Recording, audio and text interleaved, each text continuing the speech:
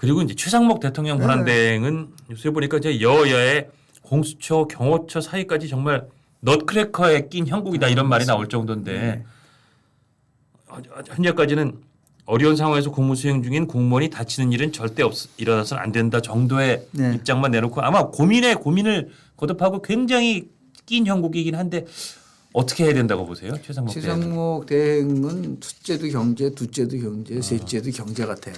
그러니까 경제다. 이게 지금 예를 들어서 본인이 오랜 기간 동안은 이제 경제 관료로서 또 대외 신인도 문제를 포함해서 이제 계속해서 더 갈등으로 가게 되면은 대한민국이 완전히 주저앉을 수 있다라는 위기감들이 있기 때문에 어느 한쪽의 편을 들어서가 아니라 정말 이거를 좋은 방향으로 갈 수 있게끔 하려고 한다면 이제 대행에 대한 것들에 대해서 흔들어서는 안 되잖아요. 그런데 지금 뭐 야당은 걸핏하면 뭐 탄핵하겠다고 지금 그러니까 아까도 말씀드렸지만 이재명 대표도 뭐 엄중하게 한다 그러고 의원들 최상목 대행 또 탄핵해야 된다는 얘기가 막 쏟아진다는 거 아니에요? 그럼 민주당이 저러다 또 탄핵 또 151석만 되면 된다고 생각해서 그렇습니다. 또 탄핵 안 한다는 보장이 없어요. 할 것 같아요.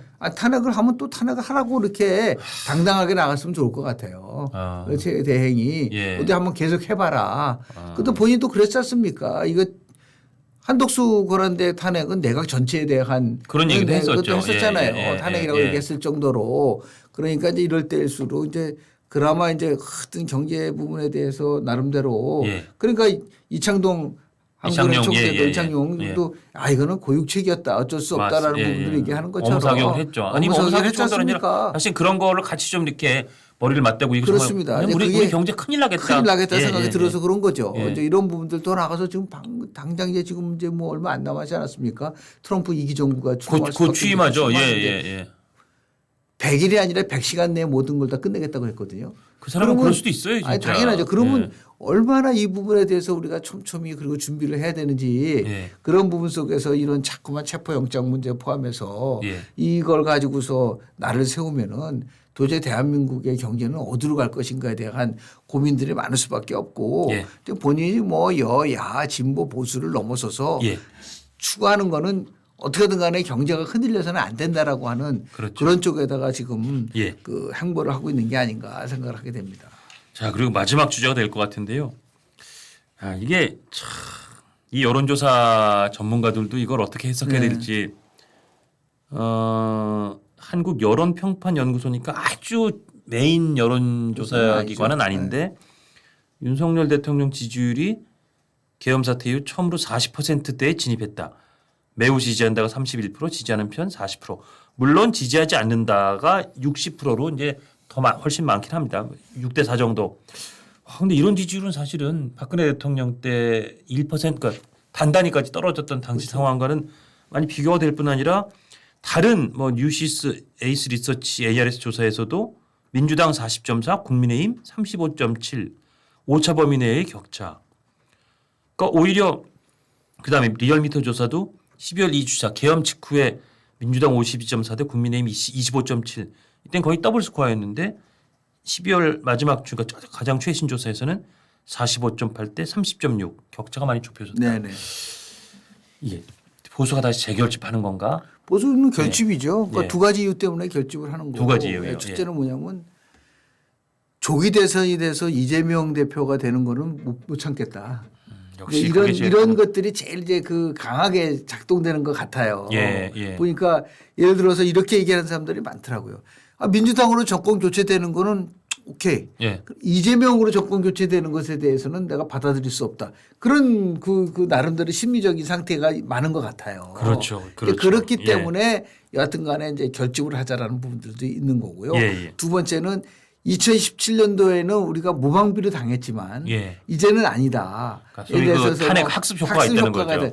그 SNS를 통해 가지고 상당히 많은 나름대로의 정보라든지 흐름이라든지 있기 때문에 그런 부분들이 작동되고 있는 또 얘기하면 너무 이게 지나치게 민주당이 지금 뭐 권한을 넘어서서 지금 공수처 얘기도 했지만은 그 도저히 납득할 수 없는 부분들 또 탄핵소추에서 뭐 뺀다든지 예를 들어서요 내란죄를 뺀다든지 이런 것들이 결국은 국민들로 하여금 아까 우리가 말씀드린 것처럼 민주당도 당당하지 못하네. 당당하지 못하네. 이런 것에 대해서 나름대로 그 비판하는 기조가 함께 간 것이 아닌가라는 예. 그런 생각을 저는 개인적으로 해봅니다. 예.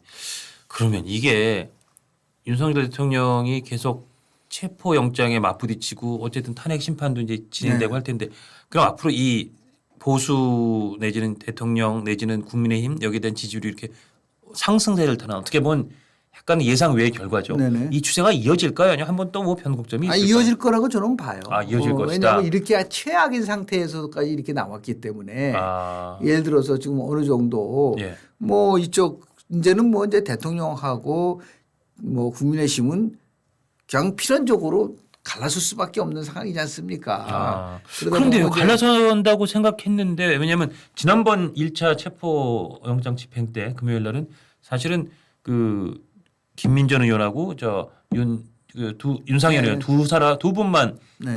이 관장원청을 했었는데 오늘은 물론 영장 집행이 오늘은 결국 불발되고 아마 경찰로 이제 임무를 좀 넘긴 것 같지만 한 30명쯤이 갔다 그래요. 네네. 그러면 사실은 국민의힘하고 윤석열 대통령이 이렇게 좀 분리될 것이라는 전망도 오늘 상황을 보면 제가 이 말씀드린 예. 분리 현상은 그동안 대통령실이 국민의힘에서 갖고 있는 수직적 통치 관계가 분리된다는 거죠. 예. 이제 마음대로 이제 뭐 예를 들어서 그렇죠. 그거는 뭐 이제 그렇죠. 더 이상 불가능한 불가능한 거죠. 거죠. 또 불가능한 나가서 지금 당 지도부는 뭐 예. 권영세 비대위원장이나 뭐 권성동 우리 원내대표 예, 다 예. 원래 이제 범친윤이라고 할 수 있을 정도로 예. 대통령과의 관계는 있는 거기 때문에 그럼에도 불구하고 일방적으로 대통령이 명령하고 지시하고 그렇죠. 그거는 뭐 이제 안 되는 더 거죠. 이상 불가. 그래서 제가 볼 때는 뭐 이거 예단에 불과하지만은 예. 특검법 재의결이 들어오면은 저는 이제 특검법은 부결되지만 김건희 여사 특검법은 저는 통과될 가능성도 있다고 좀 봐요. 김건희 여사 특검법은 예. 그러니까 조금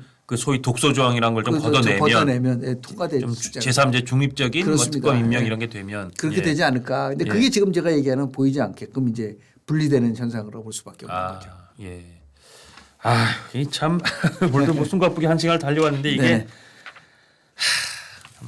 주제 하나하나마다 좀 가슴이 답답합니다. 그런데 오늘 정말 계속 남는 결론은 이렇게 정말 혼탁하고 이렇게 안개가 껴있는 이런 먼지가 잔뜩 낀 형국일수록 헌법 법률 질서를 원칙 있게 원칙대로 가져가야 됩니다. 당당하게 그렇습니다. 수사 주체도 그렇고 뭐 정치권도 그렇고 원칙 있게 당당하게 해야 된다. 그래서 제가 쓰는 말은 예. 원칙 없는 법치는 허구다라는 거예요. 원칙 없는 법치는 허구다. 원칙 있는 법치만이 예. 민주주의를 지킬 수 있다라는 예. 말들을 들고 싶습니다. 알겠습니다. 전 그리고 아까 다시 한번 그 말씀을 드리고 싶었던 게 이 탄핵 형사법 형법상 그 탄핵죄를 탄핵소추에서 빼는 걸 탄핵을 가장 찬성해온 여권에서는 가장 찬성해온 유승민 의원도 헌재가 본질의 내란을 빼고 탄핵을 심판한다. 내란을 혐의를 제외하고 헌재가 탄핵을 심판한다.